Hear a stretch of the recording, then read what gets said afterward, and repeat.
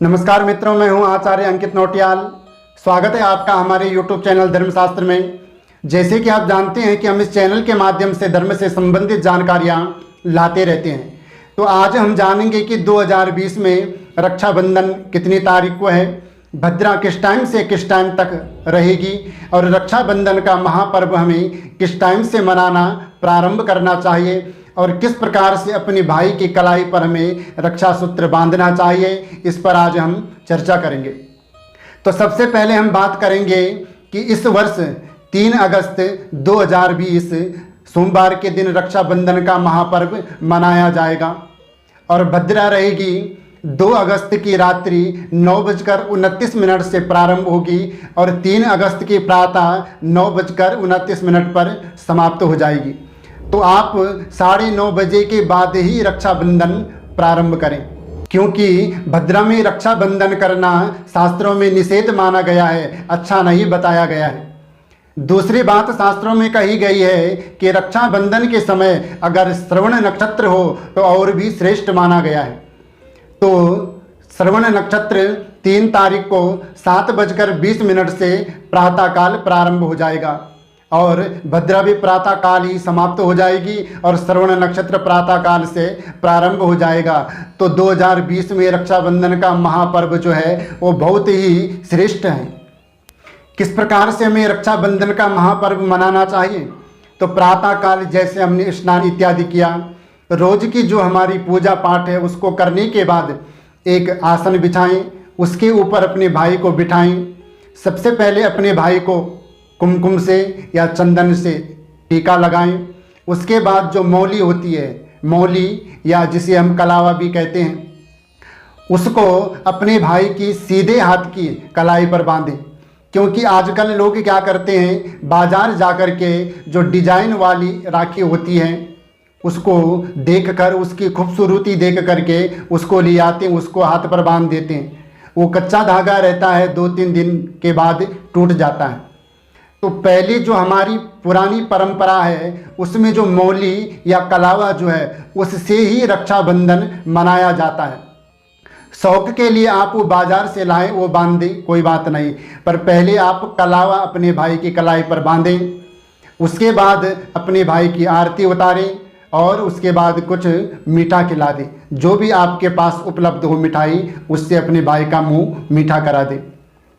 अगर बहन छोटी है तो अपने भाई से आशीर्वाद प्राप्त करें और अगर बहन बड़ी है तो अपने भाई को आशीर्वाद दें। उसके बाद भाई अपनी बहन को कुछ भी उपहार दे सकता है, वो वस्त्र हो, पैसे हो, जो भी उसकी श्रद्धा हो अपनी बहन को उपहार के रूप में दे सकता है। इस प्रकार से आपने रक्षाबंधन का त्यौहार मनाना है। आप अपने ठाकुर जी अगर आपके घर में तो आप ठाकुर जी को भी रक्षाबंधन बांध सकते हैं। अपने माता पिता को भी आप रक्षाबंधन बांध सकते हैं। पहले परंपरा थी कि हम अपने ब्राह्मण को, जो हमारे कुल पुरोहित होते थे, उनको अपने घर पर बुला करके उनके द्वारा अपने हाथ पर हम रक्षा सूत्र यानी राखी बंधवाते थे। पर आजकल ये सारी परंपरा खत्म हो गई है, कहीं रही ही नहीं है। जहाँ रही है वहाँ अभी भी लोग अपने कुल पुरोहित के द्वारा अपने हाथ पर रक्षा सूत्र बंधवाते हैं। तो इस प्रकार से आप रक्षाबंधन का त्यौहार मनाएं। रक्षा सूत्र जो होता है वो केवल एक धागा नहीं है। रक्षा सूत्र का अर्थ होता है कि बहन जब अपने भाई के हाथ पर वो रक्षा सूत्र बांधती है तो किस लिए बांधती है? वो इसलिए बांधती है कि अपनी बहन की रक्षा करे भाई। जब भी बहन को कोई कष्ट हो, दुख हो, कोई समस्या हो तो अपनी बहन के साथ खड़ा रहे, अपनी बहन की रक्षा करे। इसलिए बहन अपनी रक्षा करने के लिए अपने भाई के हाथ पर रक्षा सूत्र बांधती है, अर्थात राखी बांधती है। कई लोगों का प्रश्न रहता है कि माताएं जो हैं वो अपने उल्टे हाथ पर अर्थात बाएं हाथ पर रक्षा सूत्र यानी कलावा क्यों बांधती है, इसका क्या कारण है? तो शास्त्रों में कहा गया है, पत्नी वाम करे सूत्रम बद्धम सौख्यम धनागमम बहु संपत्ति आरोग्यम रक्षार्थे कंकणम शुभम। पत्नी जो है वो वामांगी मानी जाती है।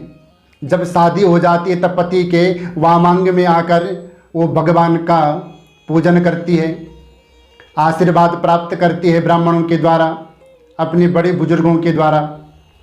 तो बाएं हाथ में जब वो रक्षा सूत्र बांधती है तो उस घर में अन्न की वृद्धि, धन की वृद्धि, उस स्त्री को सौभाग्य की प्राप्ति होती है। इसीलिए उसके बाएं हाथ में रक्षा सूत्र बांधा जाता है। जिस प्रकार से मैंने आपको शास्त्र विधि के अनुसार रक्षाबंधन करने के नियम बताए, उस प्रकार से आप रक्षाबंधन का महापर्व मनाएं। तो आज के लिए इतना ही। मुझे विश्वास है कि हमारे द्वारा दी गई जानकारी आपको ज़रूर पसंद आई होगी। हमारे द्वारा दी गई जानकारी आपको पसंद आए तो हमारे चैनल को सब्सक्राइब करें, लाइक करें, शेयर करें। तब तक के लिए जय जय श्री राधे।